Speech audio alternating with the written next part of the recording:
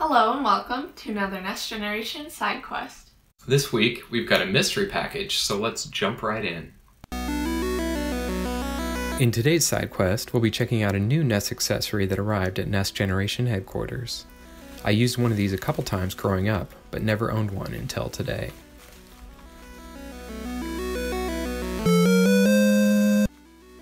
You know it as the NES Advantage, a pretty versatile first-party controller alternative. This one's pretty dirty, has some old stickers on it, but overall is in pretty good shape. A metal plate on the bottom and rubber feet give it a really sturdy feel, and it stays in place well while playing. The controller features an arcade-style joystick, as well as two large A and B buttons. It allows you a turbo functionality via two toggle buttons above the B and A, as well as a knob to set the speed of the turbo. You can also toggle between player 1 and 2, and it features the standard select and start buttons, plus a slow motion feature.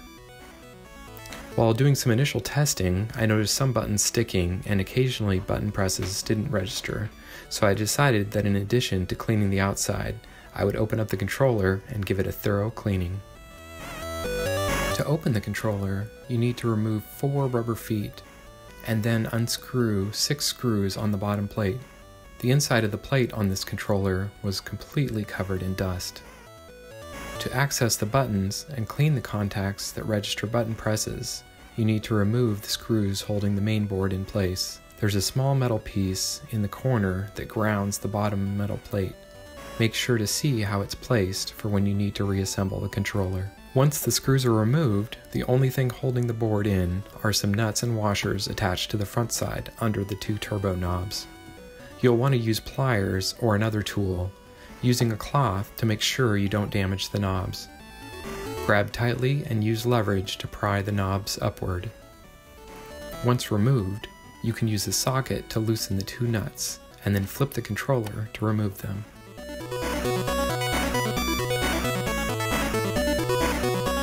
Next, I unscrewed the ball from the joystick and removed the 4 screws holding the joystick base in place.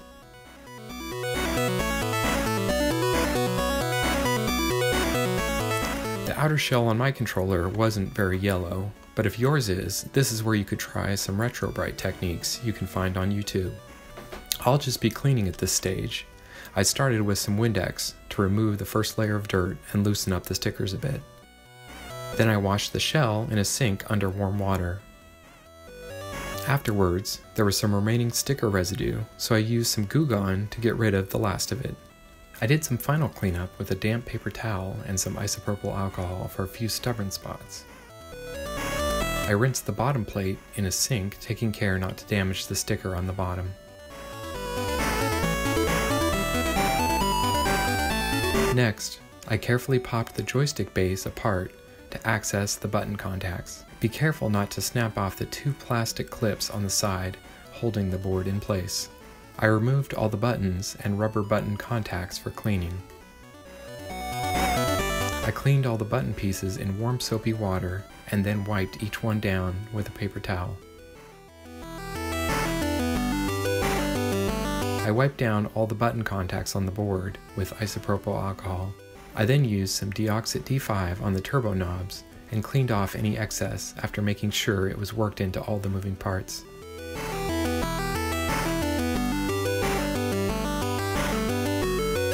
Make sure to clean the surface of the black circular parts on the bottom of the rubber domes. These are what make the electrical contact for the buttons when pressed down. I then began to reassemble the joystick board.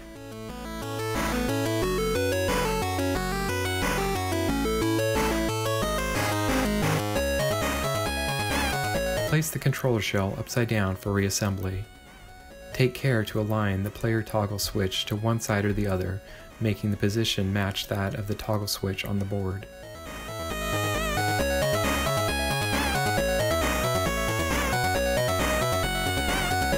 I forgot to insert the 2 domes on the main red buttons and had to remove the board again to insert them.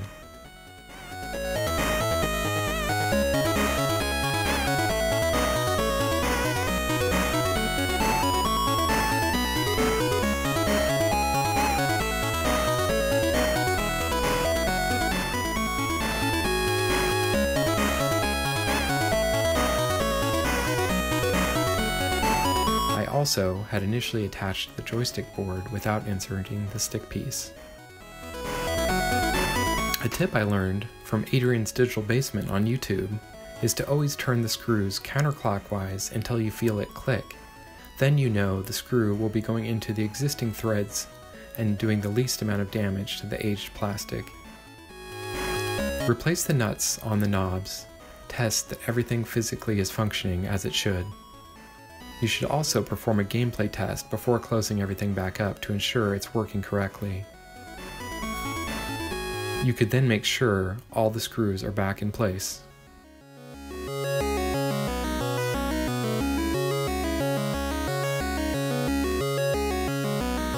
I added double stick tape to the bottom of each of the feet using scissors to trim the excess off to reattach them to the base.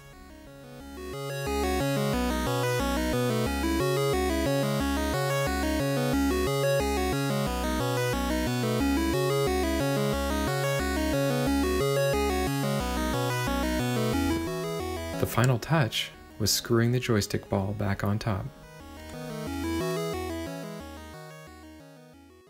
The controller cleaned up really well, and the buttons seem really responsive now, so we're going to try out 3 games we played previously on NES Generation episodes to compare with playing with the standard NES controller. We chose to play Super Mario Bros. 3, Bubble Bobble, and Life Force. So Laurel, what were your overall thoughts on the NES Advantage? I thought that the controller itself had a really nice, clean and angular design. The turbo knobs didn't really seem to be that useful at all because there wasn't really anything, you didn't really need that level of fine-tuning. Yeah, I was noticing that too. A lot of the games, even the lowest turbo setting, felt like it was as fast as the game would register button clicks anyway. So I thought it was pretty good for games where you want an arcade type experience, like Bubble Bobble or Pac-Man, kind of games that are designed for that style of control. And it also works really well for shooter games. We found that it is much better to play on a flat, table surface. Yeah. When I was a kid and we would play it, we'd play on the floor sometimes, but it's not something that you'd want to play in your lap as much as a handheld controller. So the first game we tried was Super Mario Bros. 3. I think it's probably some muscle memory there. You're so used to using the B for run and then sort of rocking your A finger for jump that it just felt a little trickier to me to maneuver and run and jump using this one. But that could just be one of those things where you're so used to a certain controller style. And then I found there wasn't really even a way that you would use the turbo feature in this game, but it definitely was not very useful. I had thought at one point maybe I could use it for the 1-up jumping on the Goombas where they come out of the pipe continuously and you can bounce on them. But having the turbo continuously tap instead makes you do short hops, whereas that one you need to kind of press the jump and hold it so you do a higher jump between each one that comes out. I'm used to having your left hand be able to press down on the D-pad for movement, so it's different to have to hold something. I don't think we've ever gone to an arcade with you where you've tried. Yeah. And even for me growing up, I didn't go to arcades that much, so I was never really used to the joystick style of control. I pretty much grew up with the NES, so it's an interesting control scheme. The next game we looked at was Bubble Bobble. So this is a classic arcade game. I think it felt pretty natural playing Bubble Bobble. Yeah. It felt sort of like this is how the game was meant to be played. It felt pretty natural, just being able to tap the button to shoot the bubbles, or there's a lot of places in that game where you do kind of quick successive jumps. Yeah. Where you're jumping onto bubbles and stuff. And those felt natural. Yeah, just being able to sort of tap the controls there. Again, in this one though, I didn't find much use for the turbo. Yeah. This might, I don't think we tried the slow motion on this one, but it's one that might make sense. Right.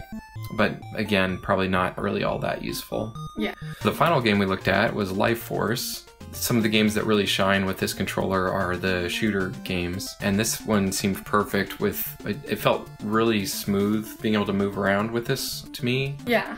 Somehow the directional control feels a lot more natural with the NES Advantage, especially using the speed up power-ups. Right. Where you're moving around really fast on the screen. I felt like I had a lot more control than using the D-pad.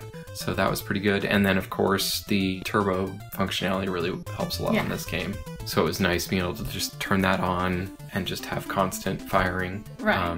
And then the slow motion, which actually works by essentially pausing and unpausing the game. So a lot of games, if they have a pause sound, it's kind of annoying to have it constantly playing that sound. You don't always have to play the game muted, but it did seem to give you an advantage in being able to dodge things. And like at one point I remember I was dodging around bullet projectiles that were moving across the screen that would be pretty difficult playing at the full speed. So the slow motion does seem helpful there. Thanks for joining us on another NES Generation Sidequest. If you enjoyed this video and want to see more, make sure you leave a like and subscribe.